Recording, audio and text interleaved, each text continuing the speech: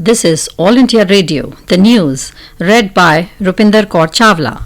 In Karnataka, senior Congress leaders are holding hectic parleys in Bengaluru since morning, a day after 9 of its MLAs and 3 from JDS submitted their resignation letters at the Speaker's office. Speaking to media persons in Bengaluru, Congress leader Mallikarjun Kharge said that the party leaders are in constant touch with the rebels and efforts are on to persuade them to withdraw their resignations. Meanwhile, BJP leader R. Ashok has said that they have no role to play in the present crisis in the Congress-JDS coalition government and will keep a distant watch.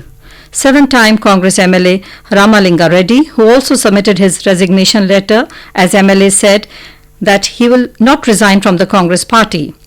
Chief Minister H.D. Kumaraswamy has returned from US and is expected to reach Bengaluru in the evening. Speaker Ramesh Kumar had said yesterday that he will look into the resignation letters on Tuesday. Vice President M. Venkaiah Naidu has called for comprehensive and model law to make land deeds, transfers and registrations litigation-free. Mr. Naidu also called for digitization of land records so that every transaction is hassle-free. He was speaking in New Delhi after releasing a book titled Land Registration, Global Practices and Lessons for India, written by the Chief Secretary of Himachal Pradesh, P.K. Agarwal. The Vice President suggested that the centre and the state governments should act together in a Team India spirit to bring out a comprehensive law on land-related issues. Observing that land is the basic source of livelihood for about 50% of the Indian population, Mr. Naidu stressed the need for a legally binding document on land ownership. Union Minister for Information and Broadcasting Prakash Javadekar today said that BJP's vote share has increased by 7% and in more than 17 states. It has got more than 50% votes. He was speaking at a BJP membership drive in Tirupati. The minister said that it is for the first time after 50 years that a Prime Minister has been elected with absolute majority. Mr. Javadekar also called upon the party leaders to enhance the present 11 crore membership to 30 crore.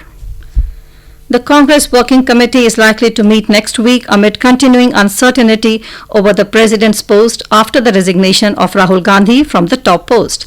Recently, top Congress leaders including Ghulam Nabi Azad, Ahmed Patel and Motilal Vora had informal meetings in New Delhi and understood to have discussed about the future course of action with regard to Mr. Gandhi's successor. The centre has asked all urban local bodies across the country to set up a cell each for effective monitoring of rainwater harvesting and revival of at least one water body in the areas. In its guidelines for urban water conservation, Union Housing and Urban Affairs Ministry said the cell should monitor the extent of groundwater extraction and groundwater aquifer recharge. This information should be displayed at prominent locations for public awareness.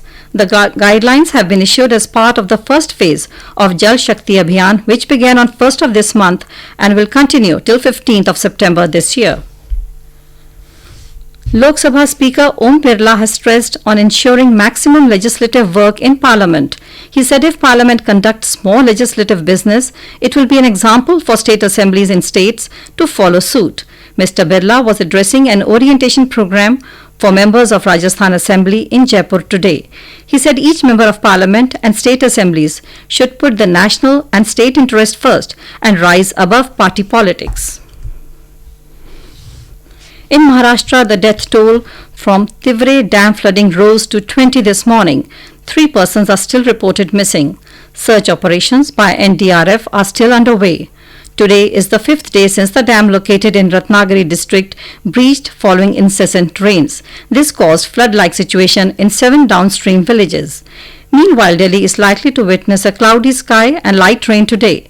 The India Meteorological Department said the city is likely to witness intermittent rains over the next 10 to 12 days. Heavy showers are expected after the 10th of this month. Iran has announced it will break a limit set on uranium enrichment in breach of the landmark 2015 nuclear deal. In badminton, former Commonwealth Games champion Parupalli Kashyap defeated Wang Su Wei of Taiwan in the men's singles semi-finals at the Canada Open Super 100 tournament in Calgary today. And that is the end of the news bulletin.